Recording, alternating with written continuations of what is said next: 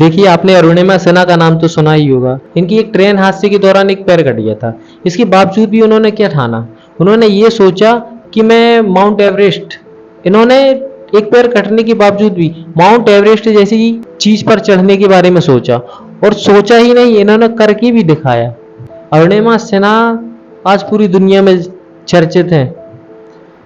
आप ये बताइए, ये पागलपन नहीं है तो क्या है? इंसान घर पे रहने का सोचता है एक पैर कटने के बाद में, माउंट एवरेस्ट पे चढ़ने की बात नहीं करता है। लेकिन अगर चढ़ने की बात करता है तो कौन करता है? एक पागल इंसान ही ये चीज कर सकता है। समझदार इंसान, समझदार तो कतई नहीं कर सकता, क्योंकि समझदार सिर्फ समझदारी की बात करता है। समझदार कभी रिस्क नहीं लेता। पहली बात तो, अगर रिस्क लेगा तो वो उतना ही लेगा जितनी उसकी औकात है। पागल हमेशा औकात के बाहर की बात करता है और औकात की बाहर का काम करता है, क्योंकि वो औकात के बाहर सोच सकता है तो वो औकात के बाहर कर भी सकता है, क्योंकि जब वो सोचता है तभी वो करता है। मैं आपको एक और दूसरी घटना बताता हूँ। शीतल देवी, इनका जन्म 2007 में हुआ था। शीतल देवी को एक फोकोमेलिया नाम की एक बीमारी थी, जो कि जन्मजात बीमारी होती है। कभी कभी ऐसा भी होता है कि किसी बच्चे के दोनों हाथ ना रहें, या दोनों हाथ आधे रहे, एक हाथ आधा रहे, या एक पैर आधा रहे, ऐसा कुछ कुछ भी हो सकता है। तो उनको फोकोमेलिया नाम की एक बीमारी थी, जिससे कि वो बचपन से ही पीड़ित थी, जिस बीमारी से। तो शीतल देवी के दोनों हाथ नहीं थे। अब आप ये बताइए, जिस व्यक्ति के दोनों हाथ ना हो वो क्या करेगा? जिसके पास में दोनों हाथ है ही नहीं, तो वो हाथ वाला तो कोई काम कर ही नहीं सकता। लेकिन आप जान के हैरान हो जाएंगे कि शीतल देवी का दृढ़ विश्वास और दृढ़ संकल्प, और मतलब ये जो पागलपन क्या है यार। शीतल देवी ने मन में क्या ठाना कि मुझे तीरंदाजी करना है। अब एक बात बताइए, जिस व्यक्ति के दोनों हाथ नहीं है वो बगैर हाथ की तीरंदाजी कैसे कर सकता है? मगर शीतल देवी ने फिर भी ठाना। और अब ठाना ये तो ठीक है, लेकिन सबसे बड़ी समस्या तो यहां पे आई होगी जब जब शीतल देवी ने अपनी इच्छा को दूसरों को जाहिर किया होगा कि मुझे तीरंदाजी करना है।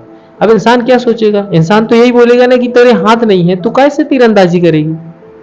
इसके बाद भी मतलब इतना भरोसा कि मैं कर लूंगी, जबकि मेरे पास हाथ नहीं है। जब और आपके पास में सब कुछ है, आपके हाथ सलामत, आपके पैर सलामत, आपका दिमाग सलामत, और जितने उपकरण चाहिए आपको, हर चीज है आपके पास में। शीतल देवी से कितना कुछ सीख सकता है इंसान। इसके बावजूद भी पता नहीं इंसान, मतलब जो जिंदगी चल रही है, इतनी आसान जिंदगी चल रही है कि बस चल रही है, उसको खुद नहीं पता। बस आज कर रहा है, खा रहा है, कर रहा है, खा रहा है। मतलब इतनी आसान जिंदगी क्यों यार? ये जो जिंदगी आप लोग जी रहे हैं, ये जिंदगी इसीलिए है कि मतलब जी रहे हैं तो मतलब हाथ में बॉटल है तो नशेबाजी कर रहे हैं। घर वालों ने फोन दिला दिया है तो बस फोन पे बस लड़की से बात कर रहे हैं। तो ये जिंदगी इसीलिए है क्या? नहीं, ये जिंदगी लड़कीबाजी करने, नशेबाजी करने के लिए नहीं है। ये जिंदगी एक ऊंचा नाम बनाने के लिए है। आप रहो ना रहो, लेकिन इस दुनिया में आपका नाम रहना चाहिए। हाँ, तो मैं आपको बता दूं, शीतल देवी ने ये ठाना कि मुझे तीरंदाजी करना। शीतल देवी ने तीरंदाजी की भी। और आप ये जानकर हैरान होंगे कि शीतल देवी ने एशिया लेवल पे 2022 में 2 स्वर्ण पदक जीते। कितनी सोचने वाली बात है। जो जिस व्यक्ति के हाथ भी नहीं है वो व्यक्ति स्वर्ण पदक जीतता है एशिया लेवल पे। और हैरान तो शीतल देवी ने तब कर दिया जब 2024 ने भी रिसेंटली पर कश्यप पदक जीता और सारी दुनिया को हैरान कर दिया। और इसीलिए शीतल देवी को राष्ट्रपति द्वारा पुरस्कारित भी किया गया। अब आप सोचिए, जिस व्यक्ति की हाथ भी नहीं है वो कितना कुछ कर रहा है, और हमारे और आपके पास में हाथ है, पैर है, दिमाग, बुद्धि सब काम कर रहा है। आपके तो परिवार भी सपोर्ट कर रहा है। जिस व्यक्ति की हाथ भी नहीं है, उसने जब किए मतलब अपनी इच्छा जाहिर की होगी तो वो क्या बोल रहा होगा? इंसान उस लड़की को क्या बोल रहे होंगे? पागल नहीं बोले होंगे तो क्या बोले होंगे? कितना कुछ रोका टोका होगा, कितना मना किया होगा इंसानों ने। यहाँ तक कि कितनी आलोचना सहनी पड़ी होंगी। उनको तो सहना ही पड़ा होगा, उनके घर वालों को। कि जिस लड़की के हाथ नहीं है उससे तुम तीरंदाजी करवाने के लिए भेज रहे हो, या ये उम्मीद रख रहे हो? कोई छोटा मोटा लेवल नहीं, अंतरराष्ट्रीय लेवल पर कश्यप पदक जीता है, राष्ट्रपति द्वारा पुरस्कार मिला है। इतिहास रच दिया है शीतल देवी ने, इतिहास।